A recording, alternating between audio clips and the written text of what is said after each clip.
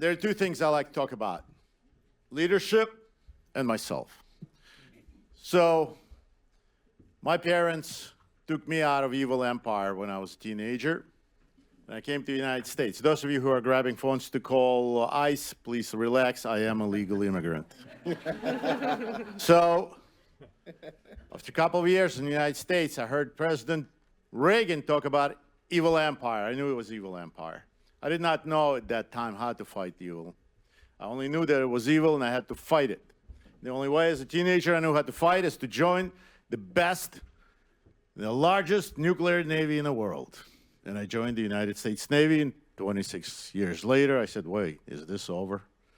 And it was over. In 2014, my best buddy died.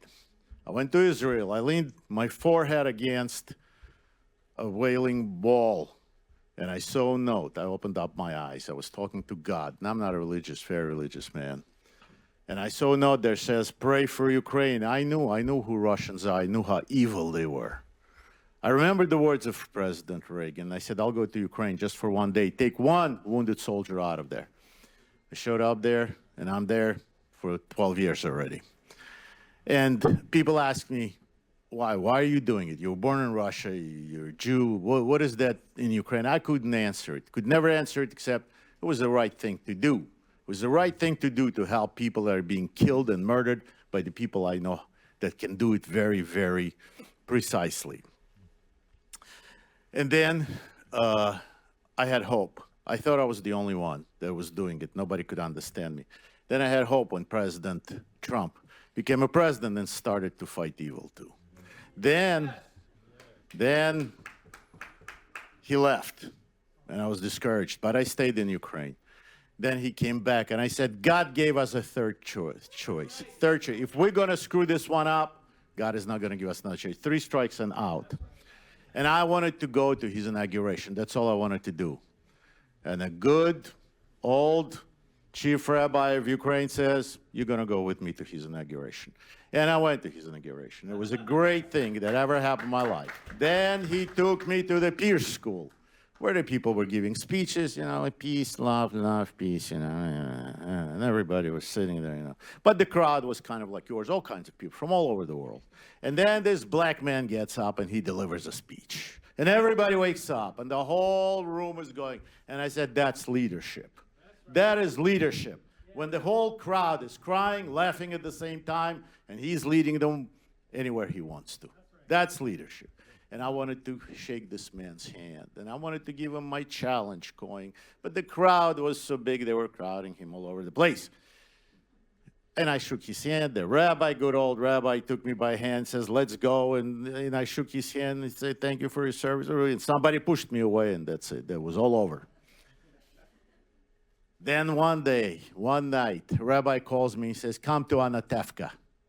I'm like, oy vey, I got to go to Anatevka. It's cold. It's curfew. We're going to pray. We're going to do tefillin. We're going to do all this, eat kosher food. And all. So I showed up. Rabbi said I should show up. In a cold room, it's sirens, it's bombings. And in the morning I wake up, it's cold, and I see these 2 little ladies in the hallway, American ladies.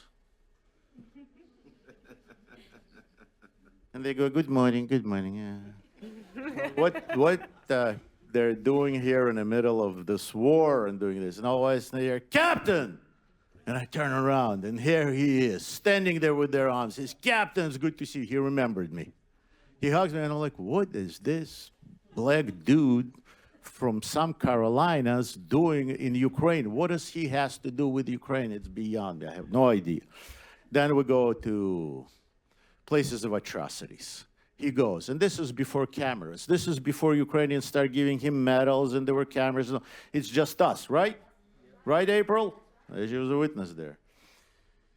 Veronica, right? It was you. You girls were there, ladies. You were there. And freezing, because I kept thinking they have no insulation on them and it's cold. And I see this leadership there. He's talking to old babushkas, to the kids, to everyone. There is no show. It's sincere. It's deep. And this is where I get my answer, because I ask him, what the hell are you doing here? What do you have to do with Ukraine? That is because we're fighting evil. Because my people were victims of evil. His people were victims of evil. Our people were victims of evil. And we, people of leadership, cannot sit there and watch others die and freeze to death. We have to be all together. We have to rally together. We have to rally around our leaders, around our national leader, around our world leader, President Trump, and around our spiritual leaders, Rabbi Osman, and around our total leader, altogether leader, Pastor Burns. And somebody says, and I think Malcolm Luther King, that you quote so often, said it too.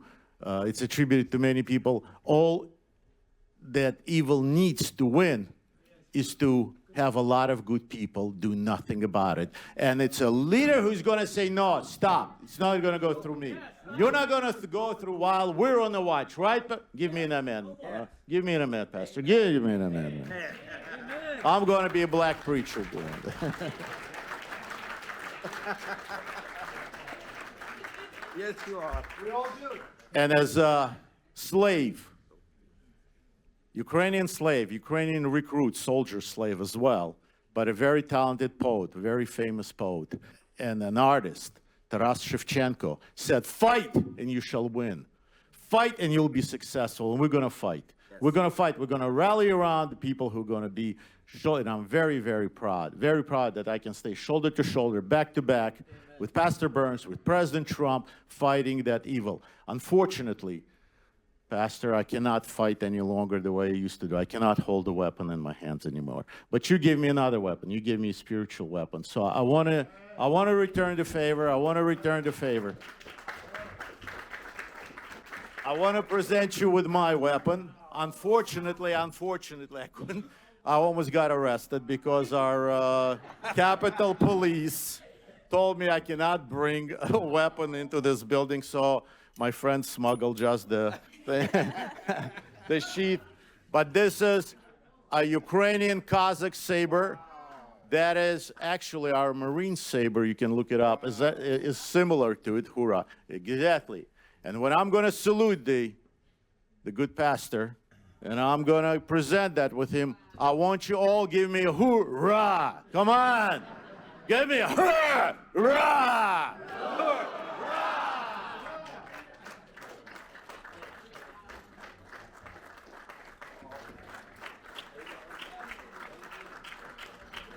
Your prayers. I want you to pray for Brother Gary here because he's been considered for the next U.S. ambassador to Ukraine. So let's keep him in prayer. Amen. Let's keep him in prayer.